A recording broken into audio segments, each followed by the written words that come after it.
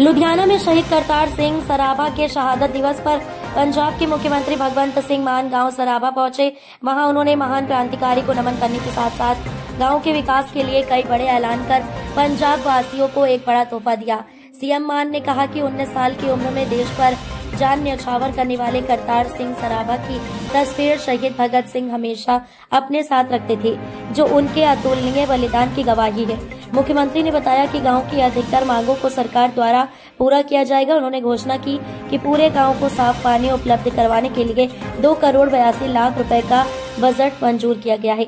इसके अलावा ललितो कला से पखोवाल तक फुलवारी रोड को 4 लेन किया जाएगा, जो सीधे एयरपोर्ट से जुड़ेगी। सीएम मान ने ये भी ऐलान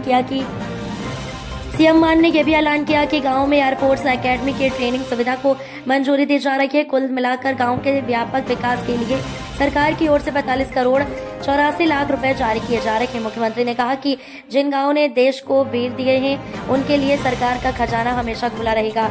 उन्होंने लोगों के प्रति आभार व्यक्त करते हुए कहा कि वे खुद को सौभाग्यशाली मानते हैं कि जनता ने उन्हें इतनी बड़ी जिम्मेदारी सौंपी है।